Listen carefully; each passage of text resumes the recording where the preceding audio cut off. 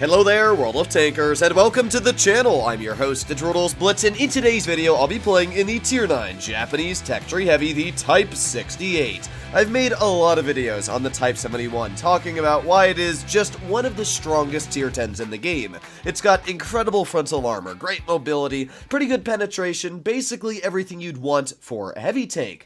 The Type 68, however, is a bit of a different story. This vehicle, well, it's actually got more penetration than the Type 71 at 374mm of heat penetration. It also has great mobility, especially if you are using the super mobility boost. However, I'm actually using this tank with the gun depression because I feel like the upper plate on this tank actually does better when you're using the gun depression and especially that weaker turret armor. It's weird how the tiers change how the vehicles play. When it comes to the Type 68, the mobility is already pretty good in my opinion on this vehicle and it really doesn't need the extra mobility boost, where the Type 71 is known for using that incredible speed and a frontal armor.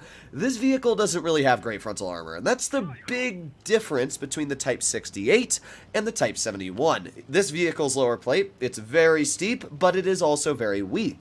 The turret cheeks on this vehicle are only around 220mm thick, meaning that even Tier 8s most of the time can penetrate right through this vehicle. So really the best part about this tank is the gun, and it is a very nice gun, but it features the same downside that the Type 71 gun carries, which is very poor on-movement dispersion, paired with very poor, just wonky shells. I wouldn't even say bad, it's a wonky gun, you know? You might shoot a shell here or there, and it just won't go anywhere to where you aim.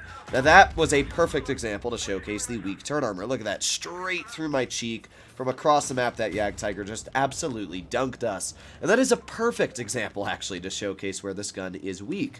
Now, we got the 57 Heavy here, and again, another easy shell into his vehicle. You can see we got plenty of pen to cut through that 57 Heavy with standard ammo.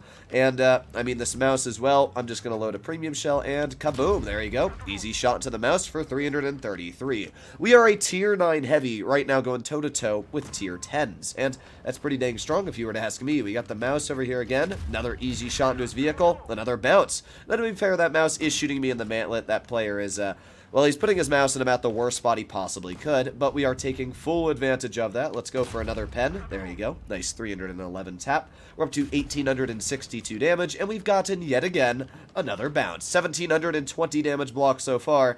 I don't think that mouse is enjoying our company all too much. Oh, come on, 57. There you go. Nice shot into the T57 Heavy. Back up again. We're up to 2,200 damage dealt now. This mouse is, I think he's trying to play with fire, if I'm going to be totally honest, because by the time he pokes me, we're going to have another shell ready. And there you go. Another 363 damage. Now, because this mouse is trying to fight us, we actually, I'm pretty sure we out-reload him at this point. And, well, at this point as well, yeah, I don't really know what the decision-making was there, but it clearly wasn't the best decision-making. Now, this 57 Heavy appears to want to YOLO us. The bad news for this 57 Heavy is that he just rammed us, although, now, don't you love the hit markers on this game? Goes directly where the hit marker should be, should have pens, and the game just says no. I love this game. It's enjoyable, isn't it? Alright, well, good news is that we are winning this. A lot, as well, I should point out. We were able to absolutely hold off one side of the map. We're going to aim in on this mill. There you go. Nice shot. Now, we might die from the bat chat. Unfortunate.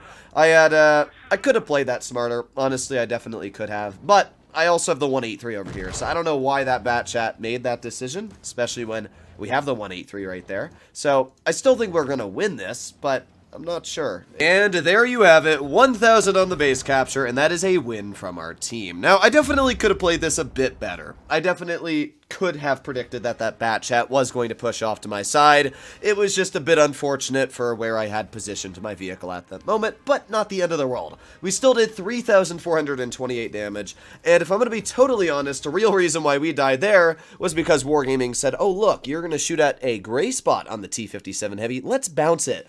I really don't like how they changed the armor on the 57's turret. They made it from what was, in my opinion, quite easy to pen previously, and then they nerfed its hull but made the turret better for some reason. So, kind of a weird situation there, but hey, Either way, pretty good game. 3,400 for a tier 9 is not bad, especially for the amount of impact we were able to have in that battle. Ayo, here we are, finally loading into another game. Took way longer than I thought it was going to, but let's see what we got up against us. AMX M454, M60, STB, 5A, and then wow, they got 3 600 Alpha Tank Destroyers. Okay, well, I'm going to make my way over towards medium side. Hopefully support them a bit. One of the things that sucks about tier 9 is that I would say about 70 to 80% of the games you play are up against tier 10.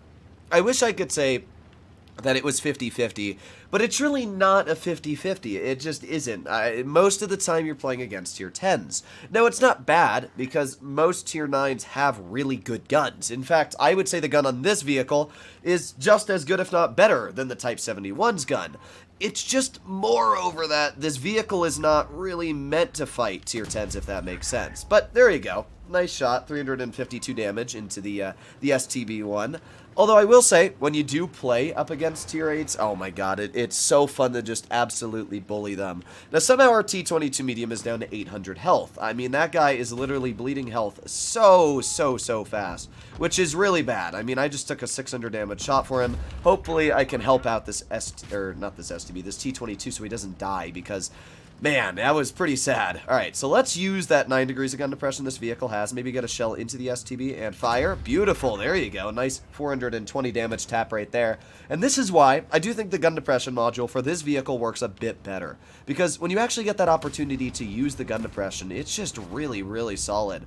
Now we got that STB off to the side. We also got the M60, and boom, there you go. 560 HE slap into that M60. We got 4 more seconds left on my reload, and you know I'm going to go for an HE on that grill, aiming and a fire. Oh, it went high. That's a rip.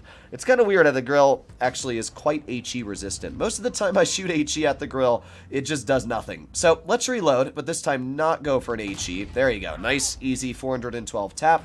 And then we back in the cover again. Now that grill, not really sure why the dude's poking, because all I need to do is reload and drive up this hill. Even if he pens me, doesn't really matter. Or, you know, doesn't pen me. I don't know what the thought process was behind that player. If you want my honest opinion, I don't really think he was thinking much, but I'll take it. That's a free dub. All right, so we got the WZ111 5A off to the side over here, and that is a free shot. There you go, 431 damage. Thank you. The only thing we got to be worried about is that it's me and an E100 holding off the rest of the enemy team over here. We still got 3 more seconds left on our reload, which is a decent amount of time when you think about it. Let's get a shell into this 5A again. Very big low roll, only 310 damage there, but they only have 1 TD left, which is actually pretty solid news. So what we're going to do is just back up, go for another shot into that 5A, get a nice bounce. This vehicle's actually really good at side scraping, and well, yeah, the 5A gave up. I don't know what his plan was, but clearly it wasn't a good one. I don't get it. Yes, let me rush the tier 9. Oh wait, the tier 9 is a decent player. Well, we got 3 more seconds left on our reload. We got the STB all the way in the back. Again, another awful decision. I don't know why that player thought that was a good one. But hey, we're getting free dubs out. I can't complain. We're over 3,000 damage anyway. We got the waffle off to the side. AMX M4 over here. Let's see. Hello, good sa. There you go. Nice shot for 445. Actually, we're over 4,000 damage. I didn't even realize that. There's a nice bounce, even with a premium shell fired at us. And we were able to take 119 off from a ram. Let's load in a heat shell. Nice 356 tap right there.